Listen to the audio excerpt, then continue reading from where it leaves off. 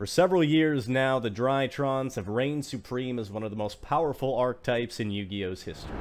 And today, we are going to learn a little bit more about the lore behind the mighty machines themselves. Our friend Inns has put together the lore of the Drytrons. Let's learn more about the history of our favorite archetype and dive back into the world of Master Duel with a brand new deck profile at the tail end of this video. But without further ado, let's check it out.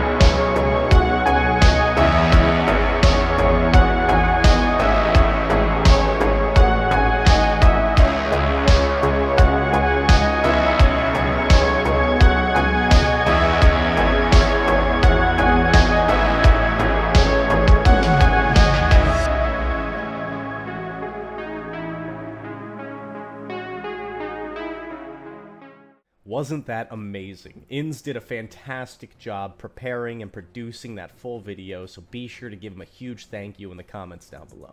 Now, without further ado, let's dive into Master Duel and take a look at my current Drytron build. Now, I haven't played Master Duel in a while, but during my vacation, when I had a little bit of downtime, I slid it back into the game to give my list a little bit of an update in the spirit of the history of our favorite archetype, and to give you guys something you've been asking for a while. If you like what you see, be sure to let me know in the comments down below and hop over to our live stream, and I will absolutely do some more Master Duel content for you. Without further ado, let's get into it. Alright guys, this is a perfect list. By all means, I gotta say no. I think it's pretty cool though. It's a pretty good revisitation of some of our classic Drytron strategies from years ago. It's crazy to think about how long this archetype has actually existed now, and how we're able to play it in Master Duel is very reminiscent of the days of old. So take a look at what you see on the screen here. I'm gonna run through things, and if you're a TCG player, you're definitely gonna notice some obvious things, like our girl Eva is legal in Master Duel. It's one of the most powerful cards in the deck, so we are actually able to play it, and playing this in Master Duel makes me think and feel that maybe, just maybe, we're gonna get Eva back in the TCG. If you want to see that happen, put hashtag Eva3 in the comments down below, or legalize Eva. Just let me know, and we're gonna see if we can lobby Konami to bring it back for us. But here's our list. All right, we got 2 copies of Eva. I'm choosing to still play 2. If you guys didn't know, they put Herald of the Orange Light to 1 in Master Duel, largely because of the Ishizus and the tier elements. That's the reasoning there. But we are still going to be playing the 2 Evas, because this is a traditional, classic Herald of Ultimateness build where we're really taking advantage of those maximized negates. So I think there are other ways to play this deck. Yes, you can still do Vanity's Ruler, you can do Amor Factor, you can even do Turn Skip, but we don't have Dynamondo yet, we don't have the Chaos Lock yet, so those are things we're definitely going to have to visit in the future as those cards come out into Master Duel. But let's run through things real quick. We got the 2 copies of Eva, triple copies of Alpha, I'm doing 2 Gamma, triple Zeta, the mighty shield of the Drytrons, and 2 Deltas, so the standard golden ratio of 10 for this list. Like I said, this is a classic, so we're kind of sticking to the classic strategies that work. Since our Orange Light is at 1, but we still need negates to add off of our Eva, we're playing 1 orange and 1 Herald of the Green Light, which is the spell negate. In case you don't remember this one, it does the same thing that orange does, only for spell cards. So really, you know, hard opening it isn't as strong as when you hard open an Orange Light to counter something like a Shifter, a Droll, an Ash, a Maxi, but it is still there because we need to have that fodder that's going to fuel our Herald of Ultimateness. We got triple copies of Maxi because it is legal here. I think I've always been back and forth on playing Maxi in Drytron in Master Duel, but right now I do think it is the way. And if you really wanted to, you could also put in a Crossout Designator, because that's going to be one of the main cards you want to stop with it. But I didn't really see the need for it. I thought that, okay, Herald of Orange Light is going to be the equivalent of our copy of Crossout, just because I wanted to stay at that clean 40 cards for maximized consistency, because we're still playing a ritual deck. We got triple copies of Diviner. The reason why we're maxing out the Diviner here is because it really is a super strong play enabler here. You don't want to be playing 2 or 1. You really want to see this card. You also want to be searching it off of your Eva. Again, it's more fodder. And we have to play triple Ash in the main, not only for the Branded Fusion, which is going to be put to 1, but we do have to have it to counter the Maxi. We've got these as our answers to Maxi. We've got our Orange Light as the answer to Maxi, and we got the double copies of Called by the Grave to answer our opponent's card. Moving on from there, I mentioned the Ashes. We've got 1 Natasha, double Ben 10, recently came to 2 in Master Duel, which makes this deck a little bit more viable. You might not think that this is a big deal. It's actually massive. It means when we're going through our main combo line, we're able to play through Nibiru without having to worry about it. We can eat the Nib and still put up a big negate Herald of Ultimateness with little to no worry. So the 2 Ben 10 does make a big difference. But I did decide to keep in the Ida 10 because it gives us another Natasha steal, and it lets us combo into Beatrice a little bit easier, and Beatrice is so pivotal in this build because it's going to be sending your Eva, or it's going to be sending your extra name, so very important to have there. We've got our Herald of Ultimateness. Yeah, that's right, the big boy, the Titan, is back in this build because he is our main negator, the most powerful one, and when you have Eva legal, it makes sense to play Ultimateness. If you don't have Eva, you're probably going to be wanting to do Perfection with maybe Pre-Prep or Choju or things like that to line it up, but here we're doing our boy Ultimateness. And of course, the magnum opus, the Drytron Meteonis Draco, as we still play him at 1. Pivotal, either as a name to tribute, playing under Droll, or clearing out opponents' boards.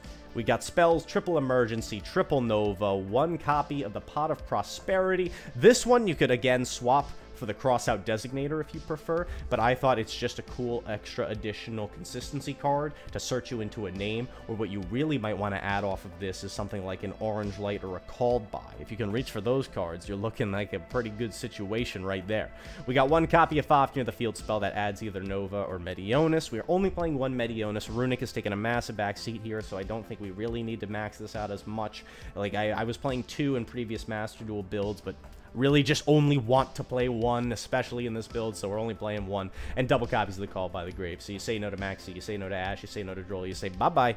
Moving on to the extra deck, we got one copy of Entis, one copy of the Herald of the Arclight Pivotal for your Diviner, you already know. And I chose to play one Black Rose Dragon as kind of a blowout card in certain matchups, especially those back row matchups, and really put you in an advantageous position. If you wanted to, you could cut this card to play a second Herald, since we are maxing out the Diviners, and that turns your Diviner, your second Diviner, into guaranteed follow-up. So just something to think about. Optional card, but I'm choosing to play it because it's a massive blow. You make it with one Diviner that's at level 6 and any one of your Drytron names. We're playing Fuko. If you get max seed and you don't want to commit and give your opponent a gajillion draws, you can let him have 3 and guarantee you're going to live by summoning the Fuko, alright? Is that the best thing in the world?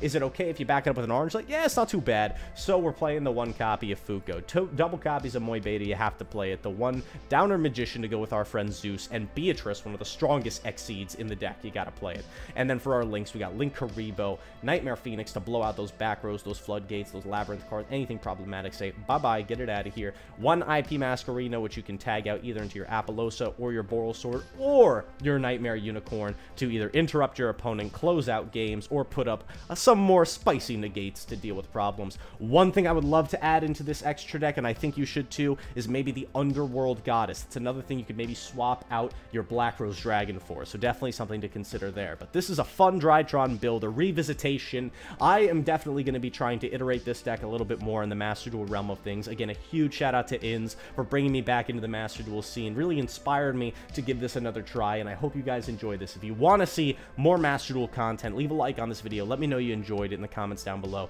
and we'll do it here, and we'll do it on the live stream, link down below as well. With all that being said, Logan JYA signing off. Have a great day. I'll see you beautiful people later. Peace.